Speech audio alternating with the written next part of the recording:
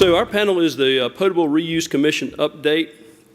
And so I would like to read you the description of what the panel discussion will be. That panel is an emerging alternative water supply option. Potable reuse can help safely meet Florida's future water needs by providing resiliency during natural drought cycles for decades to come. The question is, what is the best way to implement potable reuse in Florida? The question will be answered by the newly created Potable Reuse Commission, PRC, we've got acronyms for everything, a diverse group of water resource, industry, agricultural, and health professionals. The purpose of the Potable Reuse Commission, PRC, is to create a consensus-driven partnership, we've heard about collaboration all day, to develop the framework for the implementation of potable reuse in Florida. These panelists serve on the PRC and will provide an update on their progress. So in the interest of time, since I know I'm standing between you and the next break, which has beer involved, we're going to move along. First, I'd like to call up Lynn Spivey. Lynn is the chairman, or the chair. Is Lynn here? There she comes. All right, great. Lynn is the chair of the PRC and in her free time serves as director of utilities for the city of Plant City, Florida.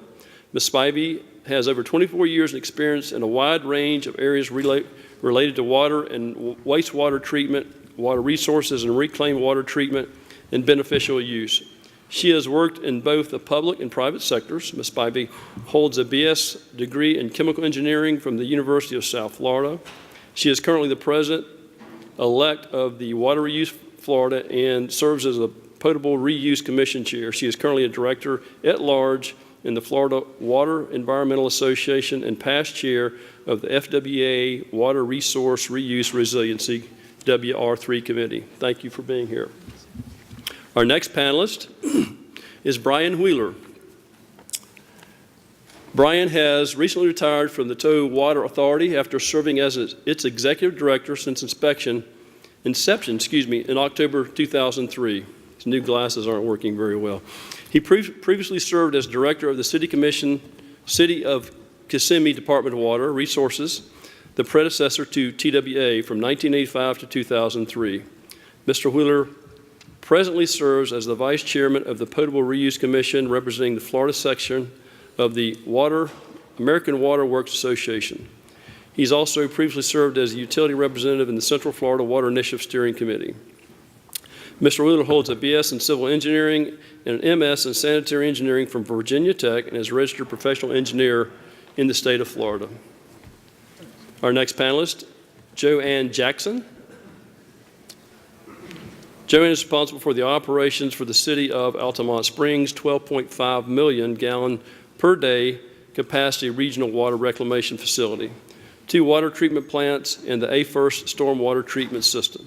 In addition, she is currently managing the Innovation Pure Alta Potable Reuse pilot project that begins operating in fall of 2016. She worked in consulting for 30 years prior to joining the city of Altamont Springs. She holds a bachelor's degree in science and environmental science from Troy University and a master's in environmental engineering from the University of Florida. She's a licensed professional engineer in Florida, and she has been active in professional societies as a national director of Water Reuse Association and president of the Reuse Florida, president of Florida Engineering Society, and is currently a board member for the FWEA. Our next panelist is Carrie Cates. Carrie serves as Director of Water and Natural Resources for the Florida Fruit and Vegetable Association, monitoring and engaging in state and federal level legislation and regulations pertaining to water use quality, water supply planning, wetlands, and property use.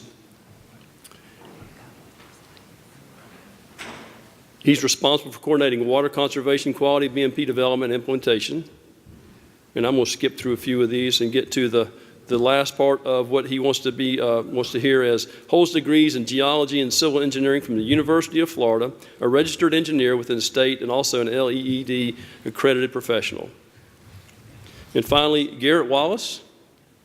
Is Garrett here? Mr. Wallace is an experienced professional in conservation issues, working with Florida State, with the federal, state, and corporate entities. Garrett works extensively with federal interests throughout his career, securing the funding to preserve over 40,000 acres of Florida ranch land into USDA wetland reserve programs.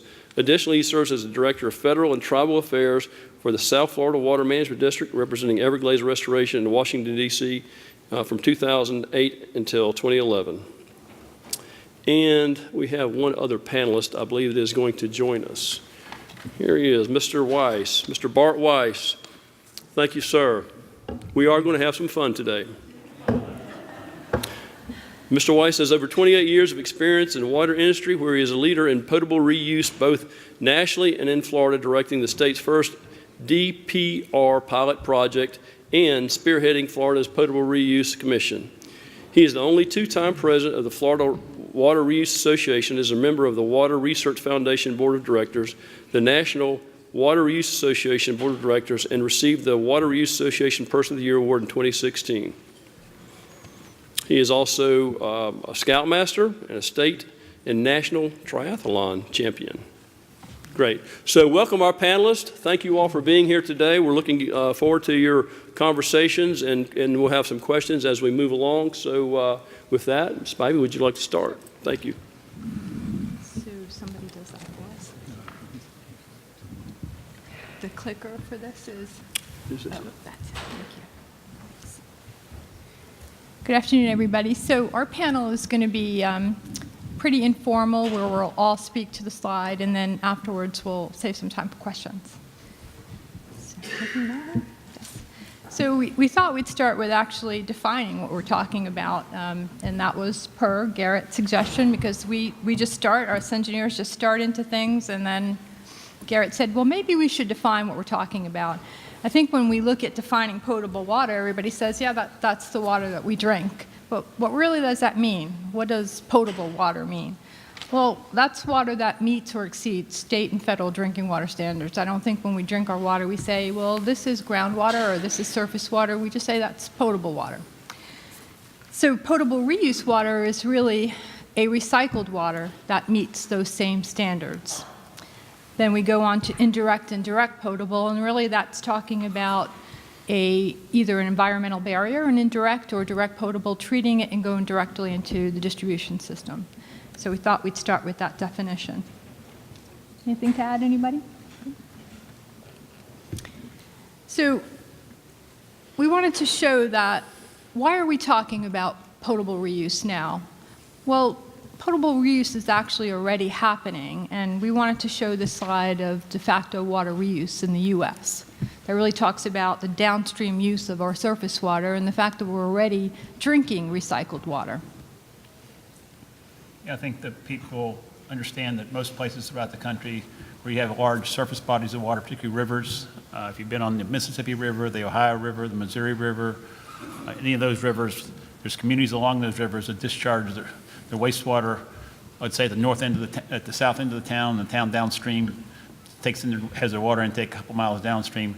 And so the further down the river you go, the water gets cycled over and over again. So reclaimed water, everybody has been drinking reclaimed water since ad infinitum. This is something that goes on naturally throughout the environment. It even goes back further than this when you think of it. All the water on the planet is finite. We have an education program at the City of Altamont Springs, and I like to tell the kids when they drink their water that we give them that you're drinking dinosaur pee, essentially. This water has been recycled since the beginning of time.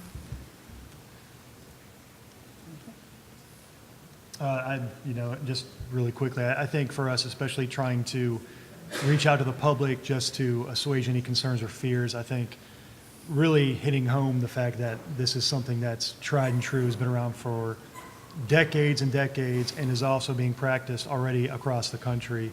I think that's really going to help assist us on trying to get the buy-in from the general public. So when we talk about what are the drivers for looking at another water source in Florida, really we're talking about water sustainability. I think the most critical factor that we all have to face, and we heard Chair Caldwell say that a little while ago, and just earlier this week I was fortunate enough to hear Chris Emanuel from the Florida Chamber talk about population trends. So I think we all can agree there's 1,100 people a day moving to the great state of Florida. We'll have 26+ million residents by 2030, and those folks, to Joanne's point, have a finite drinking water supply.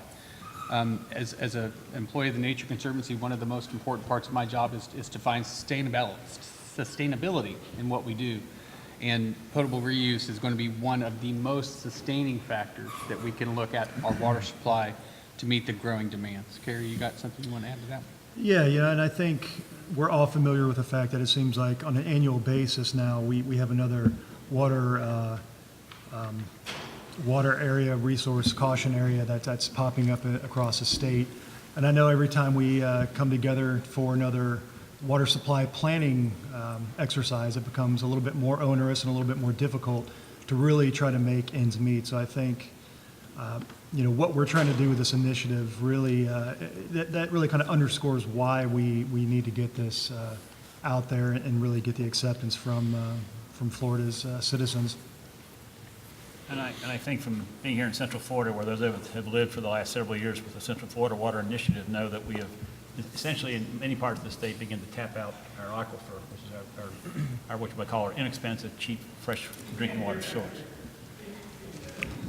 I said, as within Central Florida, we've been living with. Okay, within Central Florida, we all been living with the Central Florida Water Initiative, which brings out. We've come to understand that we've reached the limits of the Florida aquifer as our drinking water source in Central Florida. We have to begin looking for alternative sources of water. And with the emergence of the technology and the reduction in the cost of developing potable reuse, this becomes one of the alternatives to look at as a potential tool in your toolbox to look at as an alternative source. And if we don't explore every viable option, it's just inherently irresponsible, and we become complicit to exacerbating the problem. If we look at the Tampa Bay model, years ago we've diversified from just groundwater to surface water and desalination water, seawater desalination. We've used up all the natural resources, and the next bit of water that's going to serve the Tampa Bay area, there are 2 projects. They're indirect potable reuse projects, and they're ongoing right now. So getting a little bit more Florida specific, again, why now in Florida? I mean, I think everybody understands by now that if not in the next 20 years, in the next 50 years, we are absolutely going to need a new water source. Potable reuse is really a viable option right now. We have a lot of data supporting it and research and technology supporting it. Plus, we have a lot of experience with indirect potable reuse. And I think the reason, again, why now is utilities within Florida have begun to look at and explore indirect and direct potable reuse as an option to look at it from the standpoint, is it feasible, is it cost effective? And so as utilities and cities and counties begin to look at this as an alternative, we need to begin to have a framework and ability to know if we're going to move forward with this technology, how are we going to move forward in Florida with this alternative source? The other one point to make is we're not the first doing this. This is ongoing in California, Arizona, Colorado. So there are a lot of states looking at turning to potable reuse and advancing potable reuse for their needs. Just want to touch on the one water concept. In the last presentation with Ann and Carl and Rick, we talked about stormwater and reclaimed water. We really are understanding water now on a one water concept, and really that means understanding the entire cycle of water. So we're really trying to approach the entire cycle of water sustainably. And Lynn, if I can add, during the Public Land Acquisition Management Conference earlier this week in Sarasota, Secretary Ballenstein and DEP staff we're talking about one Florida and one DEP, and I think it's just a very natural progression for us in our group to fall in line with that. Absolutely. And I'll give one final reason why now, and that's because I don't want us to end up like Cape Town. Yes. They were, that's a city of 4 million people. It's a modern metropolis, and yet somehow they got to almost the brink with their water supply. So I like the fact that we're being very proactive on this front. And again, I think for the reasons I outlined before, this is something, and Brian mentioned it's another tool in the toolbox. We need to explore every viable option. So a little bit about how the Potable Reuse Commission evolved, and we'll talk more about that later. So this is a conversation that has been on a topic on Water Professionals, Water Reuse Florida. This has been a topic, of course, our backbone. FWEA Utility Council and the Florida section of AWWA. This has been a topic also, looking at the regulations, looking at the challenges. So it was very natural for us to come together and continue the conversation collaboratively. One of the things that Bart just mentioned is this is not new. It's been looked at in Florida, but also throughout the United States. And one common factor you see in the other states where potable reuse is being developed is they are in the desert, arid portions of the state. They're not at the Cape Town level, but there are areas where there's already a crisis that's making them have to kind of jump through some hoops, particularly in Texas. They had reservoirs that were completely dry, and they had to do something. And with the utility councils and water reuse, we don't want to get to that point in Florida where you have to make knee-jerk regulations and hurry and get things permitted. We have time, and so we would like to do this thoughtfully and learn from these other states. There's been a lot of research and a lot of School of Hard Knocks also, and just as we develop things in Florida, learn from these other states. We have quite a few municipalities in Florida that are looking at indirect and direct potable reuse now, and they have in the past, but water supply is becoming an increasingly big driver in Florida. So we really wanted to show that we're not in this alone, we're not first in this, and we have a lot of information that we could reach out to. And that lends to what we're doing here in Florida. So this isn't just a topic, this is information that we have a lot of data on. We have pilots, and I'll let Joanne and Brian talk more about some of the pilots that we have going on, and Bart. In Altamont Springs, we started a direct potable reuse pilot project 2 years ago. We have sufficient water supply now, but again, we don't want to wait to that point. We know there's drought cycles, there's changes. We want to be prepared for the future. Also, we see there's a need for more data. There's no regulations in Florida, so we felt like by starting a potable reuse pilot now, we can provide information to the state for the future development of regulations. We can provide public education by having this ongoing pilot project. It was built in 2016 and 17 and did some intense monitoring. We have it ongoing now. If people want to come visit, we're there for visits and site tours.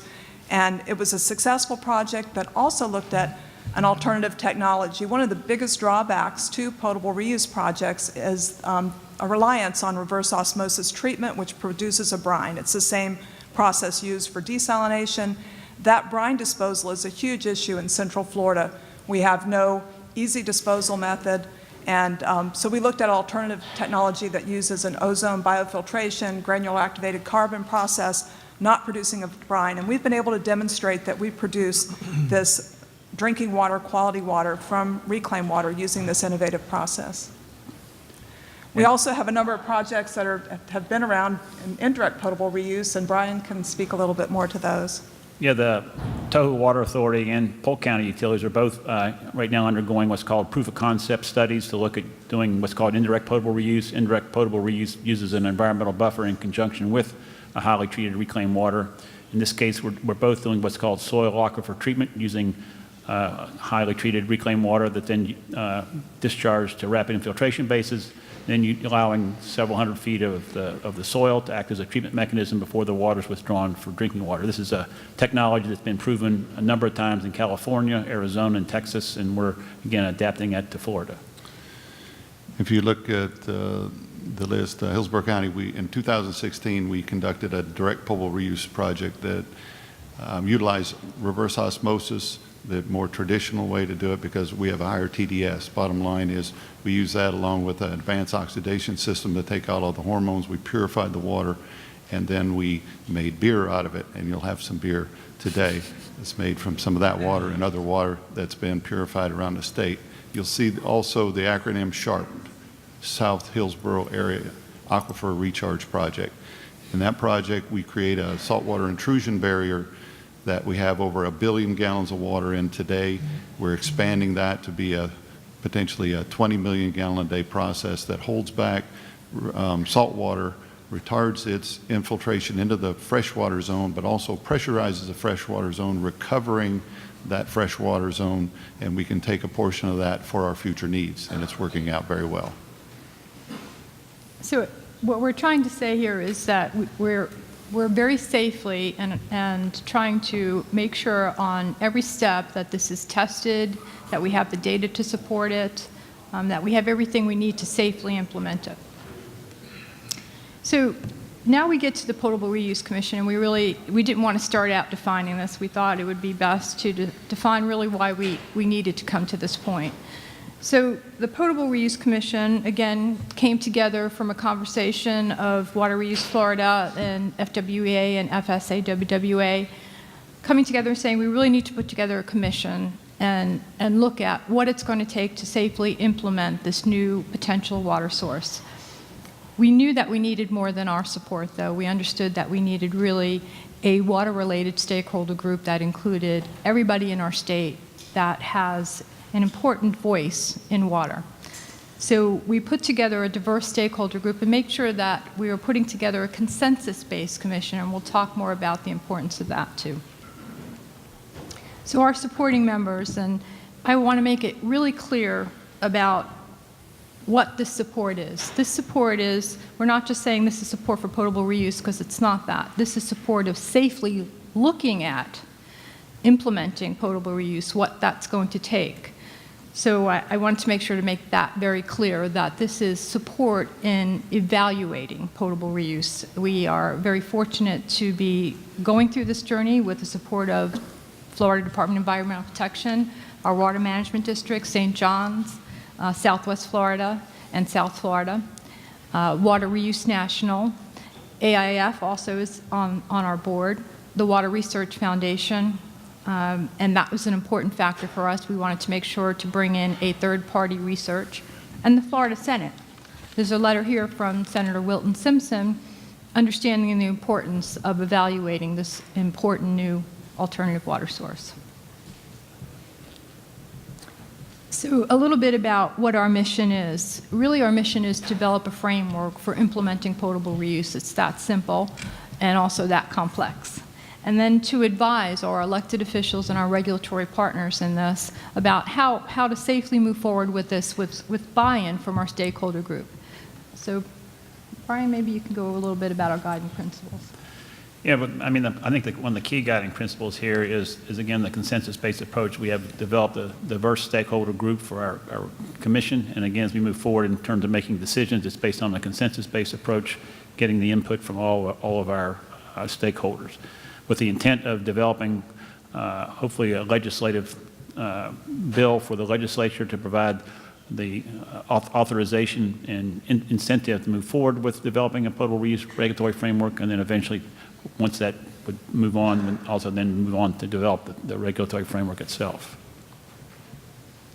So Carrie and Garrett, consensus-based, how do you guys feel that that is important to your stakeholders? Well, I mean, obviously this issue, securing our water supply, is something that truly transcends any one particular stakeholder group or industry. And, you know, there was, I kind of want to address it before I forget, there was a gentleman that asked, how do you move forward, with utilities and agriculture working in solidarity? And I truly think you're witnessing it right now. This has been, in my opinion, a very successful initiative and a very successful endeavor. Bringing it, you just look at the cross-section of stakeholders that are involved in this process. And, they are truly brought on as equal partners moving forward. As is outlined in the guiding principles, this is a consensus-based effort. So yeah, it's very important. We feel we need to be a part of this process because this is something that impacts every single person within the state. And if I can add, I think it's critical from an environmental standpoint that we face some of the realities we have today of, as I mentioned previously, finite water. But let's find ways to stop simply pumping millions of gallons of wastewater into the Gulf and to the Atlantic. Let's find ways to close these loops and bring that water back into the water pie that we've all been taught over the years to try to grow. And this is simply the ultimate act of recycling. And the Nature Conservancy, that's kind of what we do. So that's, I think, the part of it that comes together, and partners on our commission that aren't here. Dean Bollinger from the Department of Health has brought a great wealth of knowledge and his expertise and years of service with the Department of Health, asking very simple questions that help us codify and clarify our message. And then Dr. Peterson, she's a person who I've actually just, she's become my litmus test for things we write. Because as Lynn pointed out, we get talking and we'll rattle off more acronyms in 3 minutes than most folks will ever know, and Donna will just simply say, well, stop, what does that mean? And help us find a path, because as we will talk about a little bit later, public acceptance and outreach of what we've been talking about is going to be a critical factor for our success. So Lynn, I'll close with that. Thank you. I want to add one more thing about the importance of consensus. We wanted to make sure that when we put something up to, is this the way that we want to go, it didn't include yes or no or maybe. It includes, I agree with it to this point, but I have challenges with this. So that we made sure that everything that we were putting forward, we understood the level of agreement and the level of the challenge, so that we hand this over to regulators and policymakers. They understand that those have been addressed and that we're suggesting potential solutions to those too. So it was important not to hand over a hot mess. So a little bit more about how this commission was put together and the wide variety of stakeholders involved. On one side, you see the non-utility, and they're really our VIPs. We in the water profession, I think, are used to these topics, and to make sure that we are understanding the needs of everybody in the state, we really needed to have a wide variety of stakeholders.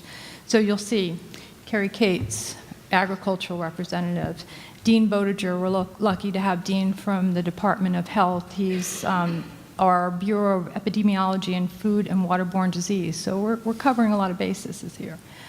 Garrett is covering our environmental representative, Jim Spratt, industry representative from AIF, and then Dr. Donna Peterson, who's Public Health Medical State University representative. So we really are trying to make sure that we're asking all the questions that need to be asked. And then our utility representatives, we have from small utilities to medium-sized utilities to larger utilities, and all utilities that have a stake in this new source of water. Anything else? And make no mistake, I am the linchpin to the success of this initiative. We agree. He also got the Modesty Award at last month's meeting, so it was awesome. How dare you? I know. So we put this slide up to show that lawyers can be more confusing than engineers. Now, if I can add to this. No. Lawyers are wonderful human beings, and we can't do anything without them. This slide is really, really fundamentally important to me and to the folks that I work with in the environmental community. There is a public health human safety standard, of course, which we all must meet, but there is also an environmental protection standard. Some of the indirect potable features allow water to be placed in places that can provide an amazing recharge benefit. And while I will not bore you with the detail of this slide, I need to just take a minute and as we ask for support as this work goes down the path, I need you to know that some very smart lawyers and some very smart engineers have identified each of the steps in the process that we need to assure health and human safety and environmental factors, and I'm quite confident that as we move down this path, there will be lots of claims of otherwise. But I need you to know that from the standing point of these folks sitting up here, we're taking every regulatory protection seriously, and in a few slides, we'll actually talk about the regulatory processes themselves, but that's just real critical for us to continue to work towards that public acceptance component. Thanks, Lynn. So I'll give kind of an overview of this slide, not to go in any detail about it, but when we put this slide together, we were talking about the different ways of potable reuse can be implemented, and along that way, what are the checks and balances, what are the permits, what's the protection that we're trying to do. So, and I want to thank we had a regulatory committee team that the PRC asked to help with this. So I want to thank David Childs, Eric Olson, and Laura Dawson for helping us through this. This next slide defines some of those acronyms of the potential permits along the way. So just an information slide. And then this slide, again, really hits home the same process, but the amount of permitting along the way. So we really wanted to show this for the surety, the environmental and public safety surety that we're making sure is part of this process. And in a more detailed description, as this process evolves, we'll actually discuss the compliance factors of the regulatory process as well, because in folks in my community, the very first thing they want to know is who's responsible. And so when this process continues to evolve and as we work through our outreach efforts, one of the goals will be to identify the compliant, the entity who is responsible for compliance to ensure that that step is taken as well. Might be helpful, Lynn, to go back to the earlier slide. Okay. I think a point that might be overlooked is where we're showing these boxes where it shows environmental protection and public health protection. These are areas where we are looking to build in the framework, but these also are areas where regulations presently exist. These are areas where if you were wanting to move forward in potable reuse today, these are areas where you have regulatory stops along the way that you have to meet compliance. And what we're looking at is where do these need to be adjusted and modified, and in essence, maybe beefed up to allow for potable reuse implementation. The last thing I'd say on either one of those slides is all the way to the right, it's the public. And we need to understand, we need the public to understand, no one should judge water by its history, but judge it by its quality. Thank you, Bart. Okay, so this is very, very key. We didn't think it needed a lot of else, but this statement that the PRC is really public acceptance is critical to our success, and how we're dealing with that is through education and outreach.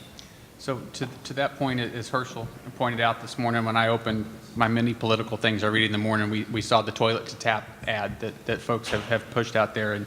And so the PRC has come together through an outreach and education effort using the utilities expertise that they already have in place and hiring an external consultant to help us with some outreach messaging through our website, through potential op-ed pieces, potential editorial board meetings, and then potential, frankly, if we get to that point with legislation opportunities for members to understand exactly what it is we're doing, because Bart made one of the best statements ever that, we're not judging this by its origin, we're judging it by its quality. And the beer, I'm sure, will be delicious as well, but educating folks to understand that there is a finite amount of water. Every bit you've been drinking all along has been recycled. And this is a hurdle that we're going to seek audiences like this to help us get across, because it is clearly an emotional thing and it has a visual that you just can't shake if you let yourself get down that visual path too far. So outreach and education between now and the end of the legislative session are things we're going to be looking for everyone to help us find success. The PRC is looking at this on a big scale as a utility on a smaller grassroots level that we're doing as we're just now entering into this potable reuse project that we're implementing in Altamont, is to start young. We have a science incubator program that the city started. I think we're entering our 7th year of this program, where we bring up over 3,000 middle and high school students through our water reclamation facility, a city park, our laboratory, to learn about water and the environment. And this provided, with our potable reuse project, a unique opportunity to educate these young people that water is water, water is finite, and the importance of water. We take them through our potable reuse project. They are going home, hopefully, and telling their parents. When they hear about this later, when things are being implemented, it'll be, oh, I know all about that. It's safe. I saw that back in Altamont Springs. They were doing that years ago. And so starting with the young, we know that worked with the recycling programs for solid waste. We feel like starting there also with this concept is going to go a long way. So nationally, we've looked at how we gain acceptance with the public. One of the efforts that we're doing nationally and in Florida is reaching out to the medical community. They're the leaders for the average American to say, is this safe? So we have an advocacy program, an education program for the medical community, and we're working on that. And if anybody has any MDs that are open-minded to talk to us, we'd love to meet with them and talk to them and have them help us advocate for the cleanest water that they'll ever see in their lifetime. And so obviously we're very cognizant of the fact that this is an uphill battle that we're facing. But the education and outreach component of this, I think it's difficult to really underscore how obviously important this is to the success of this initiative. Particularly here in Florida, we have a unique scenario here, being that, and I think everybody has seen this when they fly over the state, there's this perception of just overabundance of and a plethora of lakes, rivers, water everywhere. How could we ever go out? So unfortunately, we suffer here with a disconnect between the public's perception of what is available and then what truly is available for utilization. And so, I think as a result of that, it's a little bit more difficult to convince the public that there is inherent value in initiatives such as this, of what we're trying to accomplish here. So again, the education and outreach component of this is going to be critical. So again, what we're trying to do, our real mission, we are hoping to put together a framework document that encompasses information that we can hand over on policy, regulations, and really a guidance that goes through all the technical aspects of potable reuse and how to address those aspects. Go through a little bit more of how we plan to approach that. So we asked the Water Research Foundation to come in and help us for a couple of reasons. One, with our very aggressive schedule of trying to do this in a year, it was going to be very difficult to actually produce a document ourselves. But we also wanted a third-party, research-oriented, outside of Florida to try to come in and help us that has done it before elsewhere and brings in national expertise. So we asked the Water Research Foundation to help us, as they have with other states. And they would come in, help us with workshops, take feedback from the PRC. It's continued feedback besides the workshops. And this was one way that we would make sure that we could put together a document that was concise. Any input? Ryan? No, I just think as you lay out there, where we're at today is we've had 2 out of 3 workshops. As you see there in the first workshop, we went through developing a recommended list of topics and options. In the second workshop, we summarized the recommendations based on the stakeholder input, and we're looking forward to the third workshop coming up, as you'll see in the schedule. One of the great things about using the Water Research Foundation and their experience with other states, Arizona, California, Texas, is that we're not the first at this effort. So as the industry says, we hope we're not on the bleeding edge, but we're on the leading edge, and we cherry pick from the best options that they chose, and we add our own flavor to it to make sure it fits Florida. This is just a slide that shows what we are going to model the document after. This is actually an Arizona report, so ours will be a little bit different, have a little bit more columns.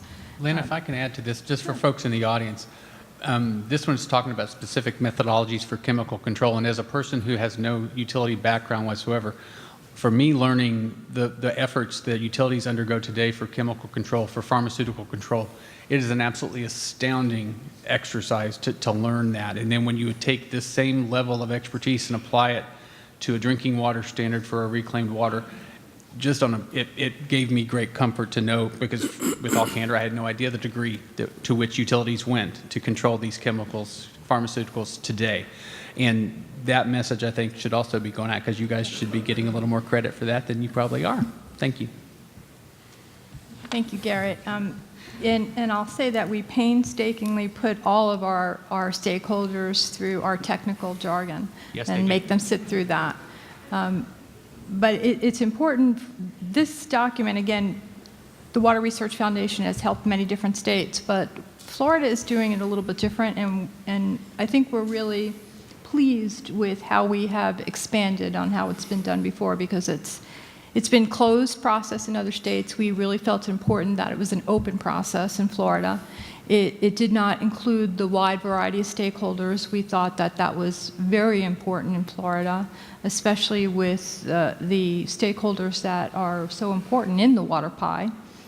And we wanted to make sure that it fit Florida requirements. We didn't want to take what California did, Texas is doing. We understand Florida specifics, and we wanted to make it very specific, very open, very transparent, and inclusive of all voices. So that's the document we hope to produce. So we would kind of like to end by saying our messages. And Garrett, maybe I'll let you talk to it. Well, Representative Payne will be looking for a House sponsor. Let me start with that. No pressure, huh? No, none whatsoever. When we got together to discuss what this panel should be talking about, I frankly went to Lynn. I said, we need to ask the people in the audience to support legislation that endorses and supports direct and indirect potable reuse. Last year, some may recall, a bill did get through the legislature and didn't quite make it across the finish line. And with all candor, we took lessons learned from that in coming up before this group today. And I think, again, as we mentioned, outreach, education, and frankly, questions. If something pops up in your mind, you'll see a slide with all our emails on it here in a little bit. You know, we need to anticipate those questions and get them answered, because a question that was posed to me by folks in the environmental community was, well, what do you do with the stuff that's left over? And I'm like, they were thinking spray fields and stuff like that in wastewater treatment plants or RO plants, and we got the opportunity to answer that question in advance by talking about something Lisa Wilson Davis educated me to that's called concentrate, which is the stuff that's left over after we get this process done. So those are the things that we can get in front of today to get this bill or get the proposed legislation down the road as we get further into session. So I'll add that we notify each meeting in the Florida Administrative Register. I hope that everybody visits our website, because we have information about every meeting that we've had, including all the material and other support material. And we have there the dates of our next meeting. We have a meeting in October at Toho Water Authority. Compliments of Brian, thank you. November 16th, we'll have our third workshop, location to be announced, but we think potentially Kissimmee Civic Center. Be in the Kissimmee area. In the Kissimmee area. And then December 14th will be our last meeting before we go into advocacy during the legislative session in Tint. So, and with that, Ready for questions? we have information with email addresses, and while we do that, I'd like to, I'm not sure how to, do I just press go on that? Oops. I'm not sure how to start the video. I think they may Where's have to turn it on in the back. Hey, if you put the cursor over the black portion, you'll see the Okay. We'll show it, Play I bar. guess, after questions. come up. So let's pause for questions from the audience if we have questions. So first of all, great job, our panelists, on what we've heard so far. Extremely encouraged to hear that the forward-thinking mentality of an emerging water issue that we have all throughout the state. We've heard repeatedly the number of people that are coming to Florida, moving to Florida, 26 million, and in another 12 years will be the total. We are, as a peninsula, going to continue to be concerned over water issues. So great job by the panelists. Let's open up for questions. There's got to be some questions out there. Yes, sir. Did I see a question?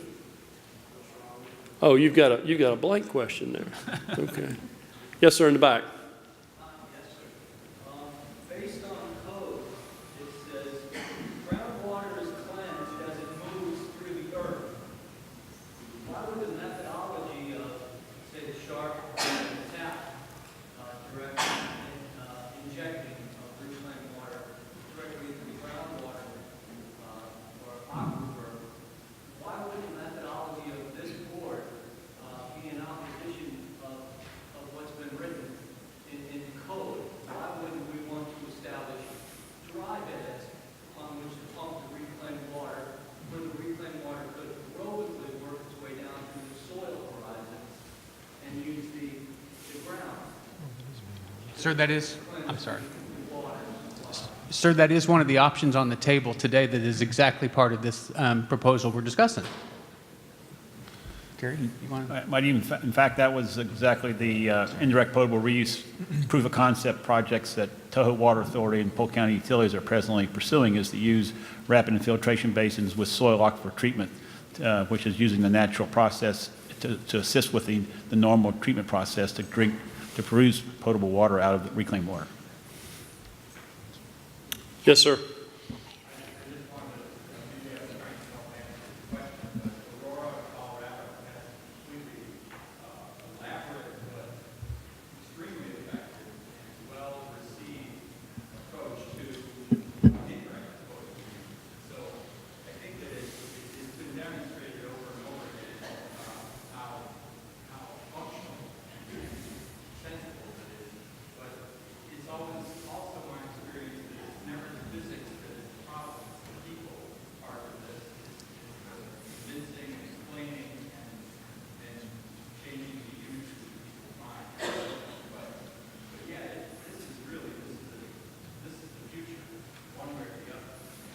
Well, you say it's the future, but it's been ongoing, as the map showed you, of de facto reuse. We named it that. That's a new name for what's been going on for centuries, and that is one community lives below, downstream, another community, and with that, whether they know it or not, water is recycled. Other questions? So let me encourage you a little bit. I've got some reuse beer here that I want to hand out to those who ask the best questions. So put your thinking caps on. Hey, we've got a question in the back. Yes, great, good. Come on, dark beer, IPAs, okay.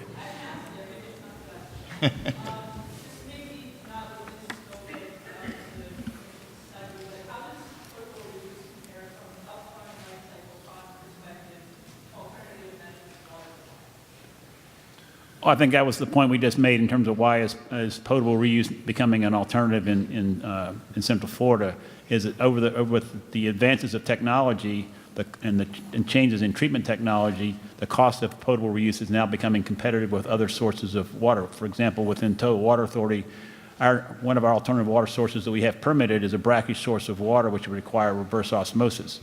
If this proof of concept proves out with the indirect potable reuse with soil aquifer treatment, the cost of producing water through indirect potable reuse will be significantly less costly initially than going through the brackish source of water with reverse osmosis. Also, in the city of Altamont Springs, we used an innovative process that does not use reverse osmosis, and we produce the same results using ozone biofiltration, ultrafiltration, and granular activated carbon. And what we found is it's significantly less from both a capital and O&M cost standpoint than RO-based treatment systems, which makes it more affordable and then sustainable. if you look back at the Tampa Bay area, Tampa Bay Water has been looking at a list of projects potential to meet the future needs. They started with a list of 300 projects. They're down to 2 projects that are the best environmentally and best cost effectively and meet the needs for the recent future, near future. Those are both indirect potable reuse projects. So I need to toot our own horn a little bit too. We just got back from Tokyo, where we accepted in Altamont an international award for our innovative project, and all the components of our project are not new. Ozone biofiltration's been used in water supply. It's just this combination that's been used for reclaimed water is being recognized now on an international level for the innovation.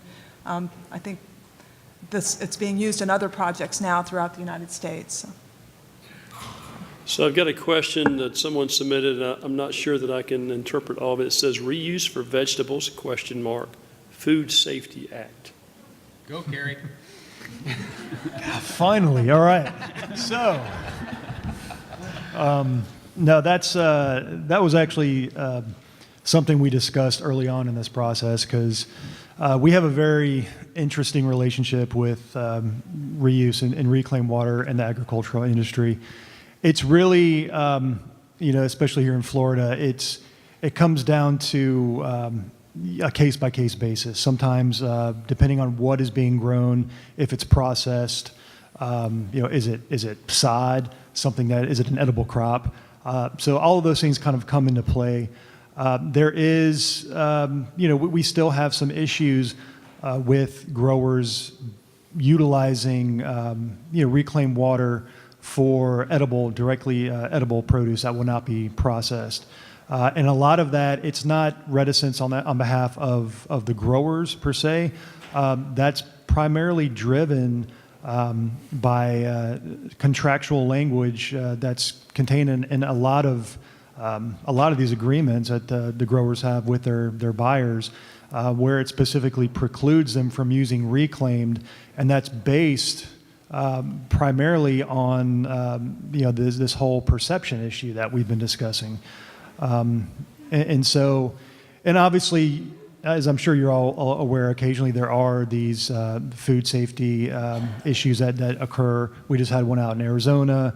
And so, the industry as a whole has to be cognizant of that, obviously, and so do those buyers. So it's something that we're still, as an industry, trying to work through, and we still have concerns. The Food Safety Modernization Act, which was promulgated by FDA a couple years ago, it has a food safety water irrigation component. That has gone through, to be honest, I've lost count of how many iterations now at this point, and it's been delayed and delayed and delayed.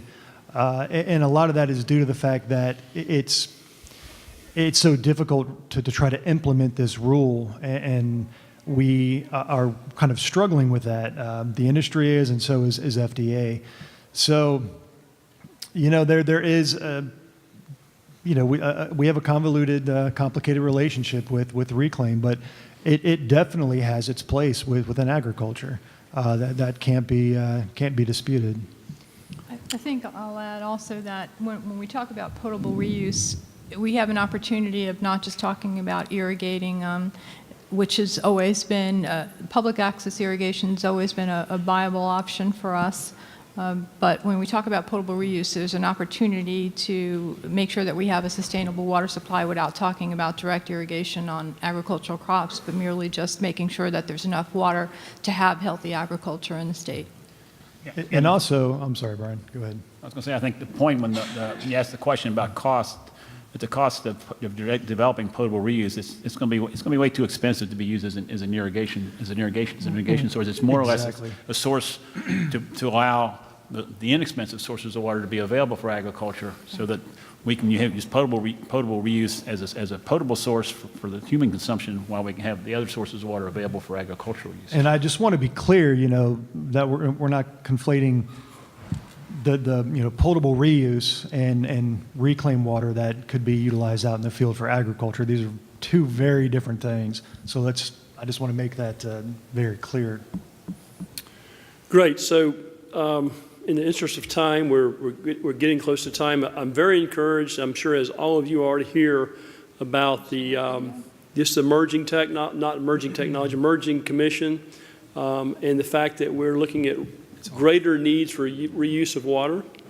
As the House sponsor of 1149 last year, I can tell you that we allowed the media to beat us to the punch. They put the negative image in the minds of folks, as well as a few that are in higher paying jobs than I am, this year, and allowed that soundbite to get out. And that's a hard image to break when you're trying to educate people. So I was very pleased to see that you have the education component in there, the marketing component, whatever you want to call it, to make people understand that we've been recycling water for billions of years.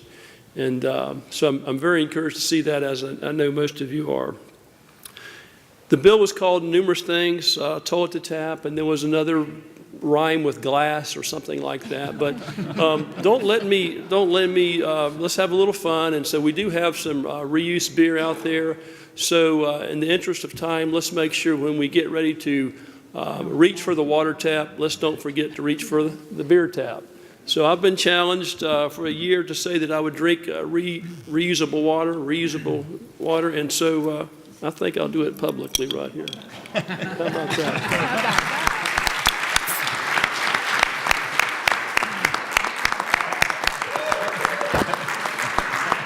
Very good. Thank you. I want to thank our panelists. You did a great job. I've learned more about water in the last year, but in the last 30 minutes than I've learned in some time. So great job by our panelists. Thank you for the great job today, and thank you for what you're doing for reuse water in the state.